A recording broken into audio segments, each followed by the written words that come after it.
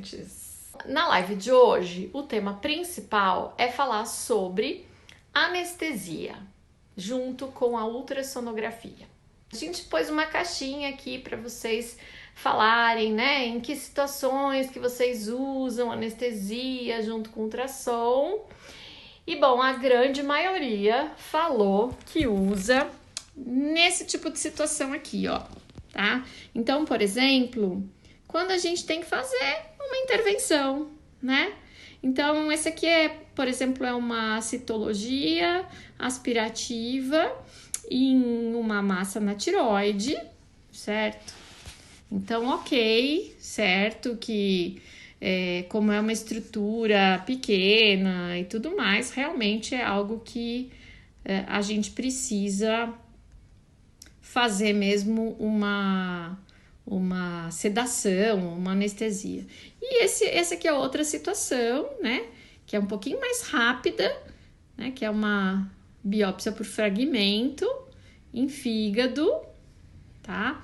Então, também é uma situação em que é necessário, sem dúvida nenhuma, a gente fazer algum tipo de anestesia, né? E eu sou da seguinte opinião, aí é uma opinião minha, tá, gente? Eu prefiro anestesiar do que sedar, mesmo que não seja para uma situação de intervenção. E eu vou explicar por quê. Porque assim, a sedação, muitas vezes, ela é o suficiente quando você tem um animal que não tá sentindo dor, ou que ele assim, mesmo que ele não perca a consciência, ele tem um temperamento bom, né?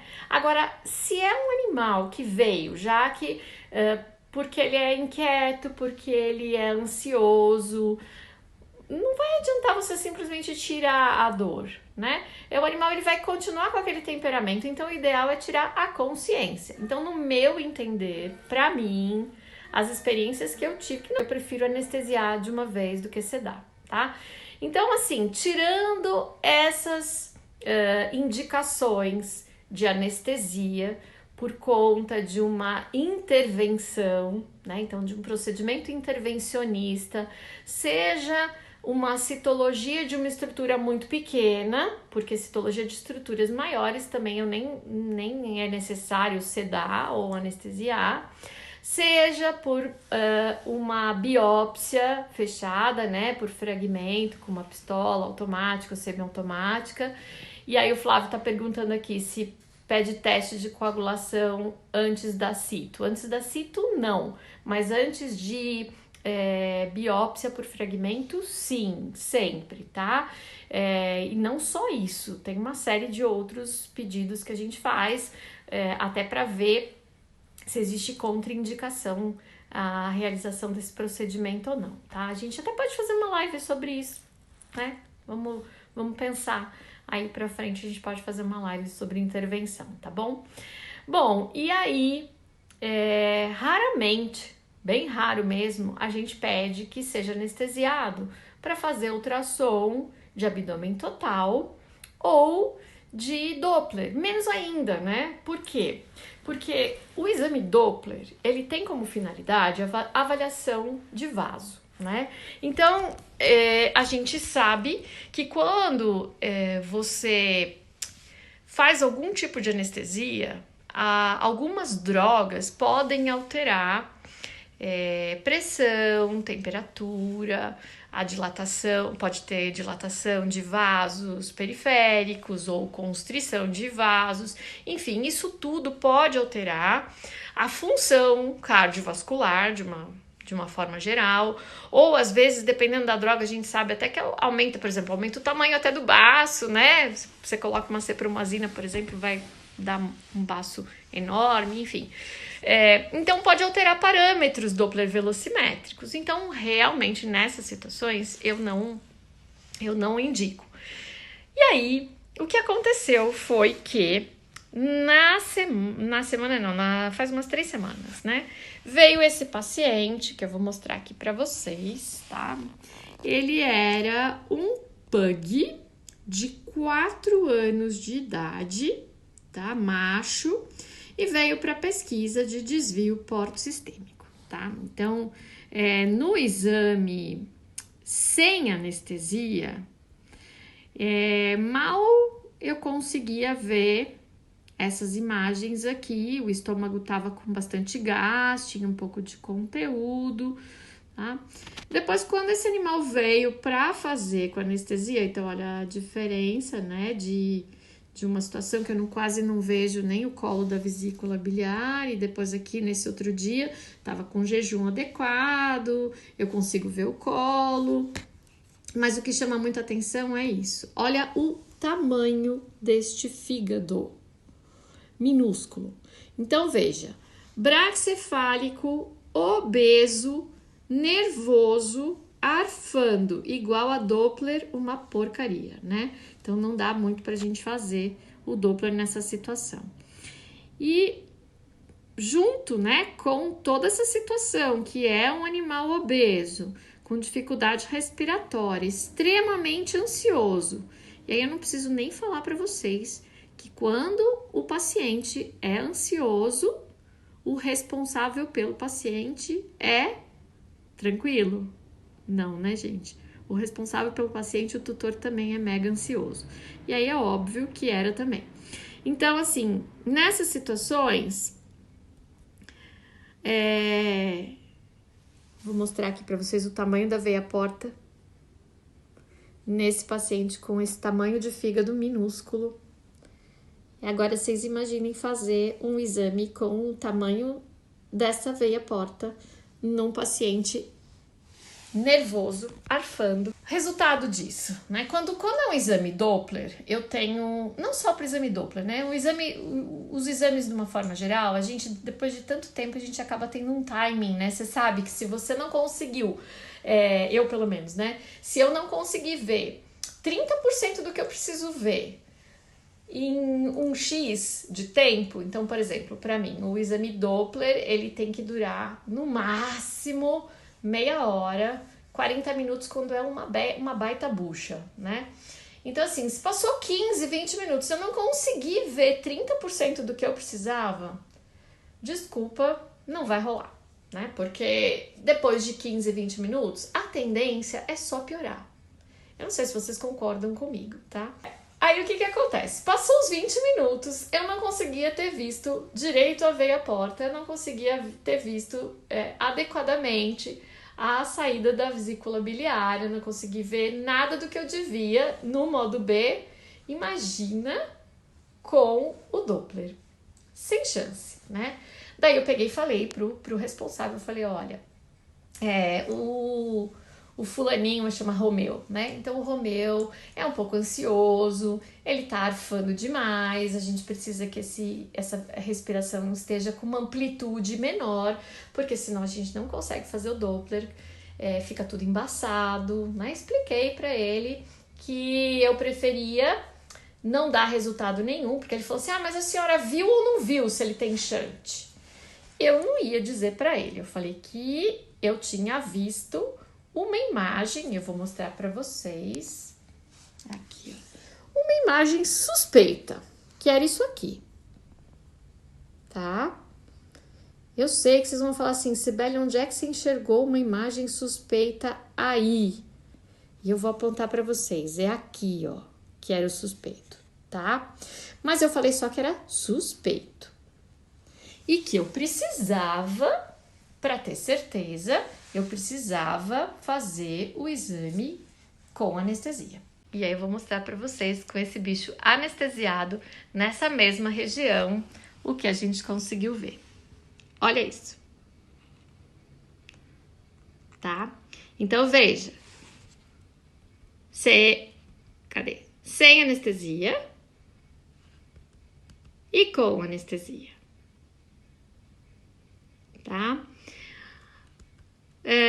Esse paciente tinha uma hipoplasia portal, então realmente era mega difícil a gente conseguir acompanhar a porta, porque dali da veia esplênica, eu vou afastar um pouquinho mais para vocês verem com a varredura sincronizada no modo B e no colorido, tá? Então, sem anestesia, eu não tava conseguindo ver essa veia esplênica, né? Saindo aqui do baço, juntando com a gástrica e ficando desse tamanho gigante que, gente, olha isso, ó. 1 centímetro de diâmetro na veia gastroesplênica de um pug de 4 anos de idade. E aí, essa veia, ela fazia uma ondona aqui, ó. Tá vendo? E aí, ela vai cair, que era a imagem que eu falei que era suspeita. Ela vai aqui, ó, cair aqui na veia cava, tá? Na veia cava caudal. Então, era um desvio da gastroesplênica diretão para a veia cava caudal. Então, era um shunt aí porto-sistêmico extra-hepático, passível de se realizar cirurgia, bacana e tal. Bom, mas o que me chamou a atenção foi que se eu não tivesse, esse paciente já tinha sido feito ultrassom com 2 outras pessoas antes de mim, ultrassom modo B, tá?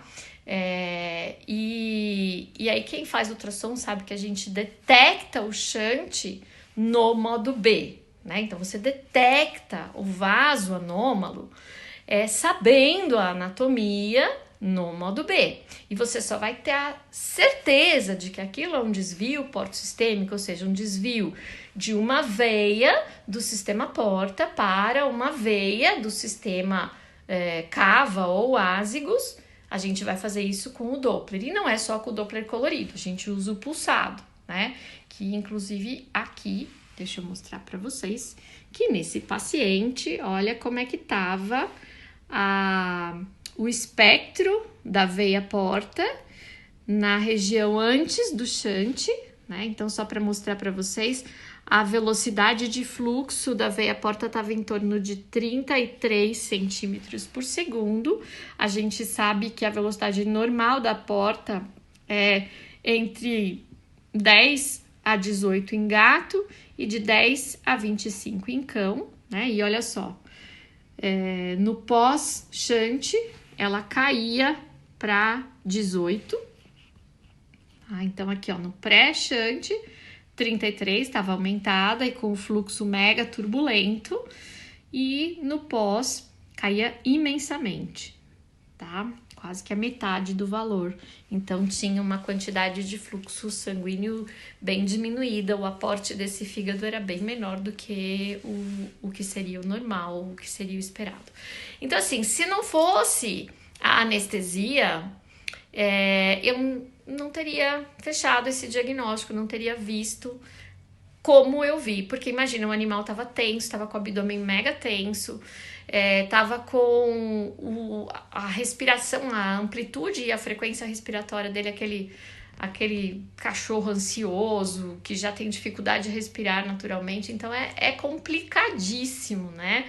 Você fazer um exame em que, se fosse uma pessoa...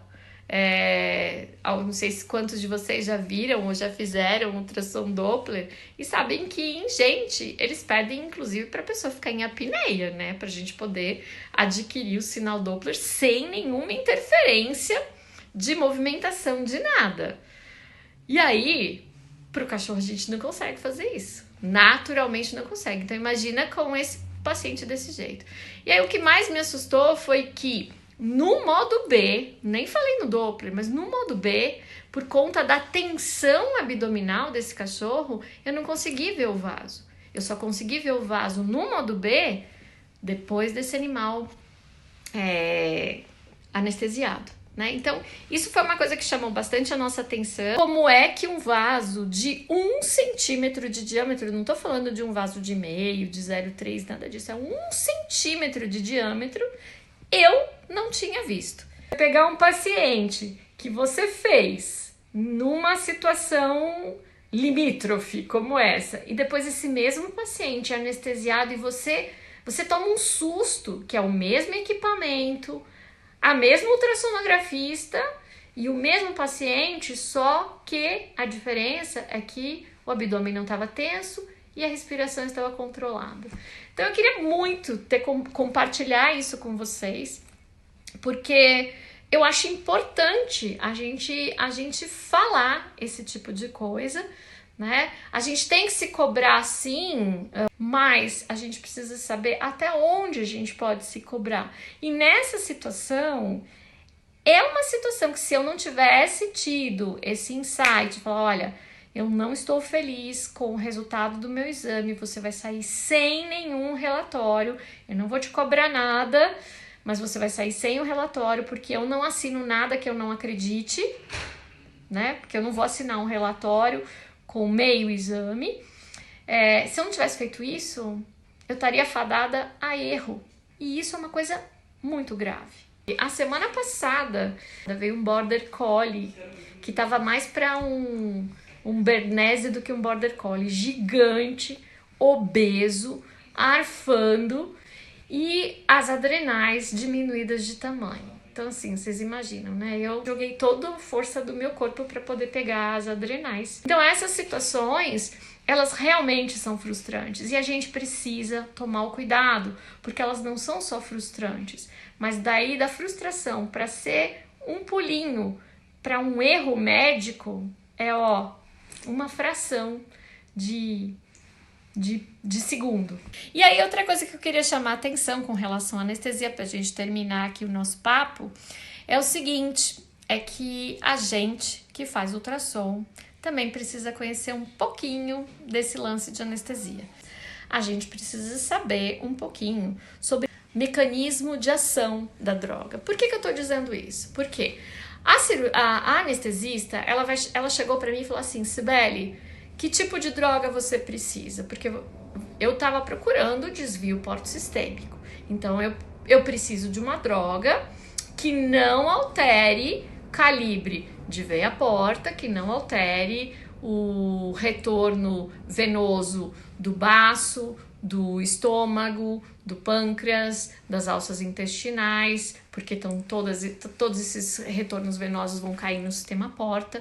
Eu preciso de uma droga que não altere velocidade de fluxo, nem o calibre da veia cava, mas com relação à pressão e tudo mais, não tem problema, porque eu não vou mexer, por exemplo, se fosse Doppler renal, daí é outra coisa. Então eu preciso ter esse papo com o anestesista para a gente poder falar a mesma linguagem, para ela saber que tipo de droga que ela pode separar, que ela pode colocar naquele paciente e que não vai interferir no resultado do meu exame.